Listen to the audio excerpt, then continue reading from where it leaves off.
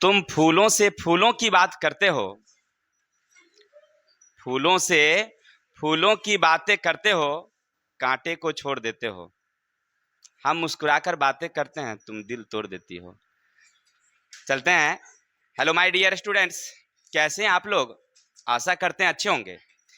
हम लोग अभी तक क्लास 9th के फिजिक्स जो हमारा लेसन नंबर 2 है, गति चैप्टर, गति चैप्टर का हमने इससे पहले कई वीडियो दिया, सारे लेसन का हमने पूर्णतः व्याख्या किया है। अगर आप नहीं देखे हैं तो पहले हमारी चैनल पर जाइए और इसमें सारे क्वेश्चनों जो भी टॉपिक्स हैं उन सबका विस्तार से वर्णन किया गया है, आप उसको देखिए। और अगर आप 10th 11th 12th इत्यादि का भी वीडियो देखना चाहते हैं, अगर आपके पड़ोस में है तो उनको बताइए हमारे चैनल के बारे में, उसमें सब में विस्तार से चर्चा है, उसको देखिए। चलते हैं, ज़्यादा समय ना लेंगे। आज हम लोग पढ़ेंगे गति चैप्टर का जितने भी अति लघुत्तरीय प्रश्न हैं उनके उत्तरों को हम लोग बारी बारी से देखेंगे। क्वेश्चन क्या है और उसका क्या जवाब होना चाहिए, सुनिएगा, समझते चलिएगा साथ साथ में आप लोग। नंबर 1 क्वेश्चन कहता है आवर्ती गति क्या है। तो हमने बताया था गति के बारे में, आपको पता होगा, हम लोग गति के बारे में चर्चा किए थे कि जब कोई वस्तु किसी दूसरे वस्तु की अपेक्षा उसकी स्थिति में जब बदलाव होती है, परिवर्तन होते हैं ना, उसको गति कहते हैं। जब किसी वस्तु के स्थिति में क्या होता है, बदलाव होता है, तो उसको क्या कहते हैं हम लोग? गति कहते हैं। जैसे मान लीजिए एक वस्तु ए अपनी जगह पर स्थित है और V यहीं पर था, लेकिन वह चल करके कहां चला गया, इस जगह आ गया है, तो इसको क्या कहेंगे हम लोग? गति में कहते हैं, है ना। तो गति का मतलब समझ गए कि एक वस्तु की अपेक्षा दूसरे वस्तु के स्थिति में परिवर्तन होती है, तो गति। गति का हमने प्रकार देखा तो 4 था: रैखिक गति, दोलनी गति, वृत्तीय गति, आवर्ती गति। ये आवर्ती गति पूछ रहा आपसे कि आवर्ती गति किसे कहते हैं। तो हमने बताया कि जब कोई वस्तु किसी केंद्र के चारों ओर या अपने माध्य स्थिति के चारों ओर एक निश्चित समय अंतराल में गति को दोहरा लेती है, तो उसको कहते हैं हम लोग आवर्ती। यानी समय के साथ अपनी स्थिति को फिर से वापस पा लेती है, तो इसको क्या कहते हैं हम लोग? आवर्ती गति। जैसे उदाहरण के तौर पर लीजिए, मान लीजिए ये सूरज है और पृथ्वी उसके चारों ओर चक्कर लगाती है, तो हम जानते हैं कि 365 दिन 6 घंटा में एक बार अपनी स्थिति को क्या कर लेती है? दोहरा लेती है। ये गति कहलाती है आवर्ती गति। क्लियर है? एक झूला है, झूला को रख दीजिए और धक्का लगाइए तो एक निश्चित समय पर जाएगी और लौट कर रिटर्न फिर वापस आ जाती है, तो ये गति क्या कहलाती है हमारी? नहीं, दोलनी गति है, वो समय के साथ अगर पूरा कर रही है तो आवर्ती गति भी है वो, क्योंकि उसमें समय निश्चित है। एक समय में एक निश्चित अंतराल में वो गई और लौट करके फिर वापस आ गई है और अपनी गति को क्या कर रही है? दोहरा रही है, तो वो आवर्ती गति भी है। इसी तरह से घड़ी का पेंडुलम, दीवार घड़ी टंगी हुई है ना सामने, और उसका नीचे जो पेंडुलम लगा हुआ देख रहे हैं जिसमें कबूतर है, वो क्या है हमारा? जब वो देखिए घंटा जब हो जाता है तो टिंग टिंग टिंग मारता है, लेकिन वो एक निश्चित समय में जाता है, फिर वापस आता है, फिर जाता है, फिर वापस आता है। तो ये जो पेंडुलम है ना, वो कौन सी है? आवर्ती गति है वहां पर। जब वो समय के साथ, हाँ, जब मान लीजिए गया, आने में उसको ज्यादा समय लगा, जाने में कम समय लगा, ऐसी स्थिति जब रहेगा तो वो आवर्ती नहीं होगा, लेकिन समय निश्चित रहेगा, तब कौन होगा? आवर्ती गति होगा। तब क्या होगा? समय के साथ अपनी गति को दोहराता है, उसको क्या कहते हैं हम लोग? हेलो देखो, चलते हैं क्वेश्चन नंबर 2। तो आवर्ती गति समझ गए ना, कि कोई वस्तु अपनी गति को समय के साथ क्या करती है? दोहराती है, तो उसको क्या कहते हैं हम लोग? आगे चलते हैं, नंबर 2 है एक उपग्रह वृत्तीय पथ पर एक चक्कर को पूरा करता है, तो उसका विस्थापन क्या होगा? आपसे कह रहा है कि एक कोई उपग्रह है, उपग्रह, और वह वृत्तीय पथ पर, मान लीजिए ये हमारी पृथ्वी है और उसके चारों ओर एक उपग्रह यानी चंद्रमा है, वह अपनी गति को पूरा कर लेती है, जहां को चली वहीं को पहुंची, जहां को चली वहीं को पहुंची, तो बताइए कि उसका विस्थापन क्या होगा? तो शून्य होगा, क्योंकि उसकी स्थिति में कोई बदलाव नहीं है। वो चला तो है ऐसे, लेकिन अपनी गति को क्या कर लेता है? वो जहां से चला वहीं चला गया ना वापस, स्थिति में कोई बदलाव आया नहीं आया, तो उसकी गति क्या हो गई? माने उसका विस्थापन क्या हो गया? शून्य। जब कोई उपग्रह वृत्तीय पथ पर चक्कर पूरा करता है तो विस्थापन क्या होगा? शून्य होगा। कोई डाउट? क्वेश्चन नंबर 3, एक पिंड जब सीधे ऊपर की ओर फेंका जाता है तब वह h ऊंचाई पर पहुंचता है, पृथ्वी पर वापस आ जाता है, तो बताइए तय की गई दूरी कितनी और उसका विस्थापन क्या। समझिए, हम यहां से कोई वस्तु को फेंकना शुरू किए और वह h पर गया। कहां गया? h ऊंचाई। तो जाने में h गया, फिर आने में भी h आया। h दूरी कितनी दूरी? 2h दूरी। तो तय की गई दूरी कितनी? मान लीजिए अगर हम भाड़े पर लिए हैं, क्या गाड़ी भाड़ा पर लिए हैं, सूरज के लिए जाना था हमको देखने के लिए, नहीं तो गाड़ी वाला h गया है और h आया है, तो आनी जानी दोनों ना जोड़ेगा हो कि सर जी आप इतना किलोमीटर गए थे क्या। तो तय की गई दूरी कितना? h प्लस h कितना? 2h। यानी गेंद को हम ऊपर फेंके, रिटर्न नीचे आया, तय की गई दूरी कितना हुआ? एक h गया, एक h आया, तो कितना हुआ? 2h हुआ। लेकिन विस्थापन क्या होगा? शून्य होगा। क्यों? क्योंकि हाँ, क्योंकि आप नीचे से फेंके थे फिर वापस नीचे आ ही गया, तो उसके स्थिति में कोई बदलाव हुआ क्या? नहीं हुआ। तो क्या हो गया उसका विस्थापन? Now any problem? तय की गई दूरी कैसे निकाले समझ गया ना? जानी और आनी दोनों जोड़ दिए, हो गया नानी, नहीं पहुंच गया, यानी 2h हो गया।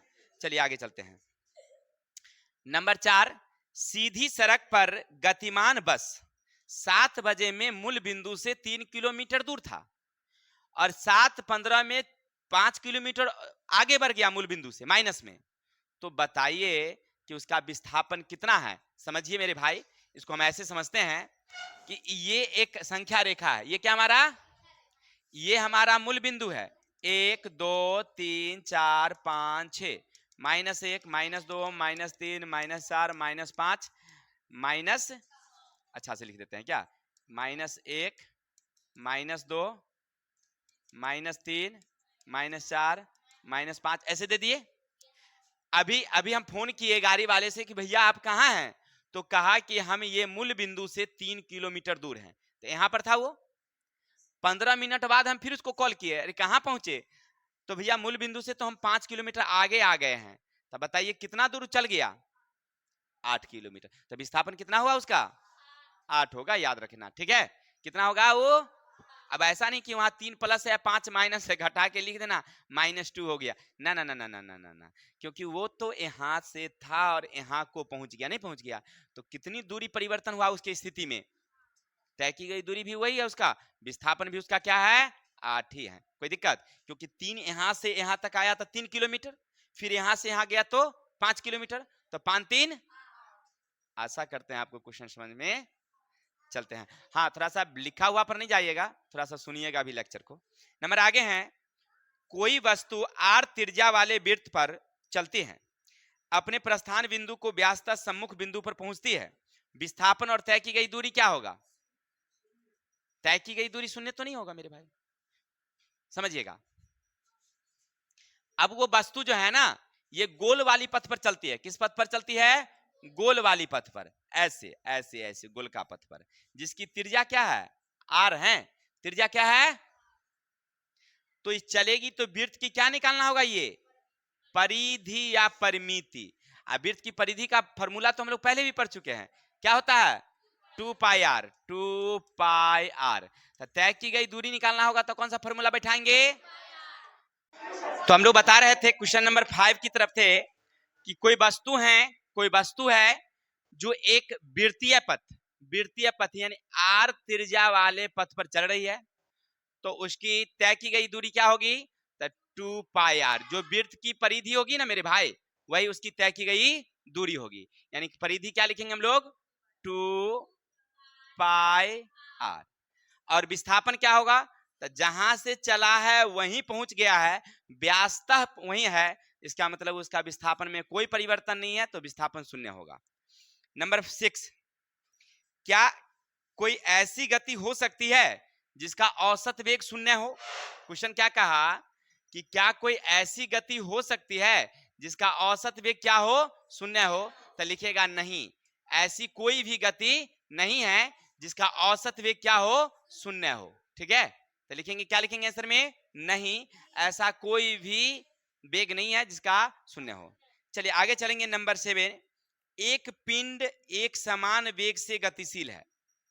एक पिंड एक समान वेग से गतिशील है, तो उसका त्वरण क्या होगा? तो त्वरण याद रखेंगे, उसका त्वरण क्या होगा, एक, क्या होगा, 1 मीटर प्रति सेकंड। आयाम नहीं है, एक है, या आप शून्य भी उसको लिख सकते हैं। देखिए समझिए, मान लीजिए एक वस्तु है, ये पथ पर चल रही है, प्रारंभिक उसकी गति है 10 किलोमीटर, दूसरी भी उसकी क्या है 10 है, तीसरी भी क्या है 10 है, यानी चौथी किलोमीटर भी 10 के हिसाब से चल रही है, एक समान वेग से चल रही है, एक समान गति से चल रही है, नहीं, तो उसका त्वरण ऐसी स्थिति में क्या होगा? तो पहली में से, क्योंकि त्वरण का मतलब होता है वेग परिवर्तन की दर, अब यहां वेग परिवर्तन नहीं हो रहा, वेग परिवर्तन नहीं हो रहा है, इसीलिए उसका त्वरण क्या हो जाएगा, शून्य हो जाएगा। क्या हो जाएगा वहां, शून्य। चलिए आगे चलते हैं। नंबर 8, एक साइकिल सवार वेग समय ग्राफ समय अक्ष के समांतर है और वो भी सरल रेखा में निरूपित है, तो बताइए साइकिल सवार का त्वरण क्या होगा? एक साइकिल सवार है, वेग समय ग्राफ समय अक्ष के समांतर है, सरल रेखा द्वारा निरूपित हुआ हो, तो साइकिल सवार का त्वरण क्या होगा, एक समान होगा। कल यानी पिछले दिन हमने कई ग्राफ के माध्यम से आपको समझाने की कोशिश किया था कि मान लीजिए एक ग्राफ इस तरह से है, ये समय है यानी टाइम, ये क्या हमारा, और ये हमारा विस्थापन है, और यहां से कोई वस्तु सीधा चली है, समय अक्ष के क्या है, समांतर है, समांतर का मतलब बराबर दूरी है। इसका मतलब है कि वस्तु एक समान वेग से चल रही है, ना उसका वेग कम रहा है, ना ही बढ़ रहा है। जब हमने बताया था कि अगर ऐसे सीधे चलेगा, इसका मतलब है वेग बढ़ रहा है, फिर कहा था ऐसे चल रहा है, फिर यहां जाके रुक गया, फिर ऐसे झुक गया, तो गति बढ़ी है, रुक गई है, फिर क्या हो रही है, कम हो रही है, नहीं हो रही है। इस तरह से हमने कई ग्राफ के माध्यम से आपको समझाने की कोशिश किया था। अगर आप वो नहीं देखे हैं, पहले वो वीडियो देखिए ग्राफ वाला। चलते हैं हम लोग आगे की ओर। तो बता रहे थे अगर समय अक्ष के समांतर है तो त्वरण क्या होगा, तो एक समान होगा। समय अक्ष के समांतर है तो त्वरण क्या होगा, जैसे ये फिर से समझिए, ये ग्राफ है और यहां से कोई वस्तु ऐसे चल रही है, तो इसका मतलब है कि उसका त्वरण क्या है, एक समान है। त्वरण क्या है? नंबर 9, एक पिंड वेग समय ग्राफ से उसके द्वारा तय की गई दूरी, कुल दूरी आप कैसे ज्ञात करेंगे? देखिए एक पिंड वेग समय ग्राफ द्वारा तय की गई दूरी गति करने के लिए इसका सूत्र क्या है, S बराबर ut plus half AT square. यानी अगर विस्थापन निकालना हो, विस्थापन का मतलब तय की गई दूरी निकालनी हो, तो हम उसके लिए क्या सूत्र बिठाएंगे, S बराबर ut plus half AT square, जिसका कल हमने पूर्णतः व्याख्या किया था और निकाल के हमने बताया भी था कि कैसे हम लोग निकालते हैं। हमें यहाँ निकालना नहीं है, हमें पूछ रहा है कि कैसे आप निकालेंगे, तो आप लिखेंगे, हम यहाँ फॉर्मूला बैठाएंगे S बराबर ut plus half AT square, जिसके माध्यम से हम विस्थापन ज्ञात कर सकते हैं। चलते हैं 10, एक गाड़ी का ओडोमीटर क्या मापता है? तो एक गाड़ी का ओडोमीटर हमने बताया था, गाड़ी के ऊपर में एक लगी रहती है घड़ी, इसको क्या चक्र जैसा, जब गाड़ी चलाते हैं तो उसमें कांटा लगा रहता है, वो 1 2 3 4 5 25 80 एक बार चला जाता है। नहीं, चलाने वाले तो लोग 120 भी चलाते हैं, हम लोग नहीं चलाते हैं, हम तो धीमे चलाते हैं भाई। हाँ, तो कहने का अर्थ है, तो कहने का अर्थ है ऐसा, तानिया कह रही कि बाप रे, हाँ बात तो सही है, हम लोग धीमे चलते हैं। तो S बराबर ut plus half AT square. हाँ, पटना एक बार गए थे तो हम 80 85 90 ठेका दिए थे, ठीक है। S बराबर ut plus half AT square. चलते हैं आगे मेरे भाई। एक वस्तु द्वारा कुछ दूरी तय की गई है, एक वस्तु द्वारा कुछ दूरी तय की गई है, क्या विस्थापन उसका शून्य हो सकता है? पूछ रहा है क्या विस्थापन शून्य हो सकता है? एक वस्तु कुछ दूरी तय किया है, विस्थापन शून्य होगा? हाँ होगा, क्यों नहीं होगा, एकदम होगा। कहिएगा कैसे सर? तो अरे गया है, हो सकता है लौटो गया होगा, कुछ दूरी गया, ये तो नहीं कह रहा है कि एक के दिशा में जा रहा है। अगर वो कहता कि मूल बिंदु से एक ही दिशा में जा रहा है तब तो नहीं होता ना भाई रे। लेकिन यहाँ कहा कि कुछ दूरी तय किया है, तो हो सकता है कुछ दूरी वृत्तीय पथ पर भी चक्कर कर लिया होगा, कुछ दूरी मैंने गया और चलियो आ गया होगा, नहीं जी, तब विस्थापन शून्य हो सकता है। ऐसा नहीं कि नहीं होगा, हो भी सकता है और नहीं भी हो सकता। तो आपसे कह रहा है क्या विस्थापन शून्य हो सकता है, तो लिखेंगे हाँ हो सकता है। कब? जब वो वृत्तीय पथ पर होगा तब, या गया और आ गया होगा तब। ठीक है, कोई दिक्कत? तो आप वहां पर आंसर सेटिस्फाइड क्या करेंगे? हाँ विस्थापन शून्य हो सकता। नंबर 12, किस अवस्था में किसी वस्तु के औसत वेग का परिणाम उसके औसत चाल के बराबर हो? कह रहा है किस अवस्था में किसी वस्तु की औसत वेग का परिणाम उसकी औसत चाल के बराबर होगी? तो जब वस्तु का विस्थापन और वस्तु द्वारा तय की गई दूरी दोनों समान हो, माने विस्थापन और तय की गई दूरी, यानी मान लीजिए हम यहां से समस्तीपुर गए, 20 किलोमीटर गए हैं, रिटर्निंग नहीं आए, विस्थापन भी 20, तय की गई दूरी भी 20, यानी जब समान होगा तो औसत वेग का परिणाम औसत चाल के बराबर होगी। औसत वेग का परिणाम औसत चाल के कब? जब तय की गई दूरी और विस्थापन दोनों बराबर होगी तब। कोई दिक्कत? क्वेश्चन नंबर नेक्स्ट, किसी वस्तु यानी 13 नंबर क्वेश्चन, किसी वस्तु की गति के विषय में आप क्या कह सकते हैं? गति के बारे में आप क्या बताएंगे? जिसका चाल समय ग्राफ समय अक्ष के समांतर सरल रेखा में हो। तो हमने अभी बताया कि सरल रेखा में हो समय अक्ष के समांतर, तो क्या बोलेंगे? एक समान चाल से चल रही है, यानी त्वरण एक समान है तो चाल भी एक समान है। कोई दिक्कत? क्या लिखेंगे? वह एक समान चाल से चल रही। तो आशा करते हैं आपको यह 13 नंबर क्वेश्चन समझ में आ गया होगा। अब एक नजर आप लोग क्वेश्चन को देख लीजिए, फिर रिवाइजिंग कर लेते हैं, तब आगे हम लोग चलते हैं। ठीक है, चलते हैं 14 नंबर क्वेश्चन मेरे भाई। 14 कह रहा है किसी वस्तु की गति के विषय में आप क्या कह सकते हैं? प्रश्न क्या कह रहा है? किसी वस्तु के गति के विषय में आप क्या कह सकते हैं? क्वेश्चन पढ़िए, विषय में आप क्या कह सकते हैं? जिसका दूरी समय ग्राफ समय अक्ष के समांतर एक सरल रेखा में है। तो सरल रेखा में है इसका मतलब गतिमान नहीं है। लिखेंगे जब वह क्या कह रहा है? जब किसी वस्तु की दूरी समय ग्राफ समय अक्ष के समांतर हो तो हम कहेंगे कि वह गतिशील नहीं है, विराम में है वो। ठीक है, चलिए इसको फिर समझ लीजिए। किसी वस्तु के गति के विषय में आप क्या कहेंगे? जिसका दूरी समय ग्राफ, यानी दूरी समय, ये हो गया हमारा समय, ये हो गया हमारा, और क्या कह रहा है? देखिए दूरी समय ग्राफ समय अक्ष के समांतर, समय अक्ष के। अब देखिए अभी मान लीजिए अगर 5 घंटे बाद वो 3 किलोमीटर पर था, फिर 5 घंटे बाद 3 किलोमीटर पर है, फिर 5 घंटे बाद 3 किलोमीटर पर है, 5 घंटे बाद 3 किलोमीटर पर है, यानी हर 5 घंटे में उसकी दूरी क्या है? 3 में है, बदलाव उसमें नहीं आ रहा है। यानी कहने का अर्थ है कि हम देख रहे हैं गाड़ी लगा हुआ तो लगले रह गया 3-4 घंटा तक एक के जगह पर। इसका मतलब है घड़िया का तो समय बढ़ गया, 2 3 4 5 नहीं, शाम तक वो गाड़ी आया था बाराती वाला, लगले रह गया। इसका मतलब है वो गतिशील विराम में है। सीधा समय तो बढ़ रहा है लेकिन गति में परिवर्तन नहीं हो रही है, रुका हुआ है। चलिए आगे चलते हैं। नंबर 15, किसी वस्तु के एक समान असमान गति के लिए, समान और असमान गति के लिए समय दूरी ग्राफ की प्रकृति क्या है?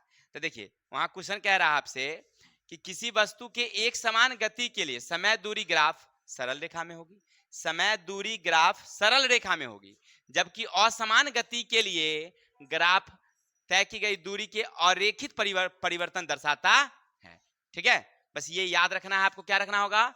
कि समय दूरी ग्राफ कहां होगा? सरल रेखा में एक समान के लिए, और असमान के लिए गति के लिए जो ग्राफ होगा वो वस्तु द्वारा तय की गई दूरी का आरेखीय परिवर्तन दर्शाता है। आरेखीय परिवर्तन यानी कहने का अर्थ ऐसे बढ़ेगा नहीं, आरेख के हिसाब से। समांतर में रहेगा सरल रेखा में तो ऐसे, सीधा रहेगा तो सरल रेखा में, आरेखीय रहेगा तो तिरछा रहेगा। क्लियर? तो अब ध्यान रखना है, एक समान में सीधा, असमान में तिरछा। चलते हैं नंबर 16। देखिए अब चित्र से समझना है आपको 16 को। क्वेश्चन 16 क्या कह रहा है सुनिएगा। चित्र 2.33, यानी चित्र आपकी किताब में बनी हुई है, उसको आप पढ़िए। देखिए पहला चित्र में कह रहा है, चित्र को पहले समझिए कि उसकी चाल क्या हो रही है? कम हो रही है। पहला चित्र में चाल क्या हो रहा है? क्योंकि चित्र में ऐसे दे रखा है, चित्र ऐसे दे रखा है और ऊपर से नीचे आया है, ग्राफ नहीं आया है, इसका मतलब उसकी चाल क्या हो रही है, कम हो रही है। हमने ग्राफ में समझाया था। दूसरा देख रहे हैं, ढाल जो है ऊपर की ओर जा रहा है, ढाल इसमें नीचे आ रहा है, इसमें ढाल ऊपर जा रहा है, इस माने ये इसका गति लगातार बढ़ रहा है। तीसरा देख रहे हैं, ऐसे बना हुआ है, यानी एक समान गति में है। और चौथा में देख रहे हैं चित्र, ऐसे गया है, बढ़ा है, फिर नियत है, फिर कमा है, नहीं कमा है। तो तीन चार चित्र है, चारों समझ गए। पहला का ढाल कम रहा है, यानी कि वह गति कम हो रही है। दूसरा का ढाल ऊपर गया है, यानी लगातार उसकी गति बढ़ रही है। तीसरा का समान है और चौथा में बढ़ता घटता सब है। अब क्वेश्चन नंबर 1 पढ़िए। चाल नियत है, किसकी चाल नियत है बताइए? चाल नियत माने एक समान। तो चित्र नंबर 3 किसकी नियत है? चित्र नंबर 3 की चाल क्या है? नियत है। 2, चाल घट रही है, किसकी चाल घट रही है बताइए? 1 नंबर, चित्र नंबर 1 की चाल क्या हो रही है? चलिए चित्र नंबर 3 नहीं, चाल बढ़ रही है, किसकी चाल बढ़ रही है? तो चित्र नंबर 2 की चाल क्या हो रही है? अब आगे देखिए, चौथी की स्थिति में क्या है बताइए? चौथा क्या बता रहा है? हाँ, पहला जो है, पहले उसकी चाल बढ़ती है, फिर नियत हो जाती है, विराम में हो जाती है, फिर उसकी चाल। चलिए नंबर 17, 7 मीटर त्रिज्या वाले एक वृत्त पर कोई वस्तु 4 मीटर प्रति सेकंड की एक समान चाल से चलती है, एक चक्कर पूरा करने में उसको कितना समय लगेगा? समझिएगा बुआ जी, क्वेश्चन क्या कहा आपसे कि एक वृत्तीय पथ है, एक वृत्तीय पथ, तो त्रिज्या कितनी? 7 मीटर, यानी r बराबर कितना? और वहां कह रहा है 4 मीटर प्रति एक समान चाल से वह चल रहा है, यानी वो चाल कितना है उसकी? चाल 4 मीटर प्रति सेकंड, इस चाल से चल रहा है। चाल को हम लोग सूचित करते हैं किससे? v से, वेग। हो गया। अब कह रहा है तो तय की गई दूरी, तय की गई दूरी यानी r बराबर हो गया 2 पाई r, परिधि तय की गई दूरी 2 पाई r बट्टे क्या? चाल। हो गया। चलिए अब समझिए, 2 पाई का मतलब r कितना है? 7, बट्टे कितना है? 4, 7 7 22 दूनी 44, बट्टे कितना? 4 से कटम 11, यानी 11 मीटर प्रति सेकेंड। उसकी चाल क्या है? 11 मीटर प्रति सेकेंड है। नंबर 18, वेग समय ग्राफ के नीचे के क्षेत्र से मापी गई राशि क्या बतलाती है? देखिए प्रश्न कह रहा है कि वेग समय ग्राफ के नीचे के क्षेत्र से मापी गई राशि वस्तु का क्या बतलाता है? विस्थापन। क्या बतलाएगा? वेग समय ग्राफ है, उससे हमें क्या मिलता है? विस्थापन मिलता है। ठीक है, हमने बताया था कि विस्थापन समय ग्राफ से वेग मिलता है, वेग समय ग्राफ से विस्थापन मिलता है, और वेग विस्थापन से कुछ नहीं मिलता है। नहीं पढ़ाए थे? चलिए आगे, अचर वेग, सॉरी क्वेश्चन नंबर आगे हैं 19, अचर वेग के लिए विस्थापन समय ग्राफ के ढाल से कौन सी राशि ज्ञात होती है? तो अचर वेग से कोई विस्थापन है, समय ग्राफ के ढाल से वस्तु के वेग का पता चलता है। किसका पता चलता है? कोई दिक्कत? किसका पता चलेगा? अचर वेग से, ढाल से वेग का पता चलता है। नंबर आगे 20, एक समान वृत्तीय गति से आप क्या समझते हैं? एक समान वृत्तीय गति यानी कोई वृत्तीय पथ पर वस्तु ना समान समय में समान दूरी तय करे तो उसको कहेंगे हम लोग एक समान वृत्तीय। एक समान समय में जब वस्तु समान गति करे तो उसको क्या बोलेंगे हम लोग? एक समान वृत्तीय। ठीक है ना? देखिए जब कोई वस्तु वृत्ताकार पथ पर, सॉरी पथ होगा, पथ पर एक समान चाल गति करता है तो उसे एक समान वृत्तीय गति कहते हैं। आगे, क्या एक समान वृत्तीय गति में किसी वस्तु का वेग हमेशा परिवर्तित होता रहता है? तो हाँ, कल हम पढ़ाए थे कि वृत्तीय गति में वस्तु का वेग क्या होता रहता है? बदलता रहता है। जैसे समझिए, यहाँ से ए बी, यहाँ से बी सी, यहाँ से सी डी, तो यहाँ से यहाँ तक ए बी तक आएगा तो सीधे आएगा, लेकिन जैसे ही बी से सी पर जाने लगेगा थोड़ी सी दूरी क्या करेगी? अपनी गति को कम करेगी, फिर सीधा होगा तो दरअसल चल जाएगा। अब फिर सी से जाने लगेगा डी वाला रास्ता में तो अपनी गति को थोड़ा सा क्या करेगा?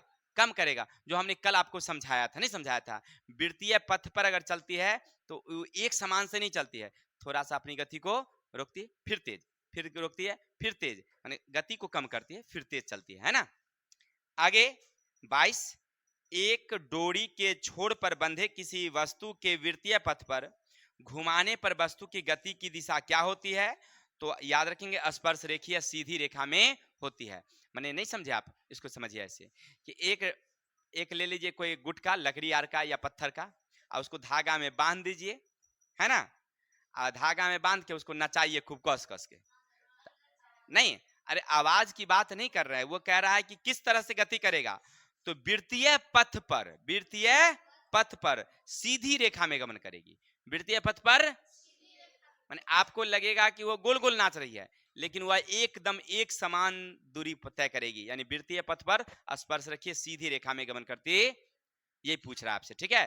कह रहा है क्वेश्चन में कि एक डोरी के छोर पर बंधे किसी वस्तु के वृत्तीय पथ पर घुमाने पर, माने डोरी में घुमा कर कैसे नचाइए उसको खूब, तो कैसा नाचेगी? वृत्तीय पथ पर स्पर्श सीधी रेखा में गति करेगी। कोई दिक्कत?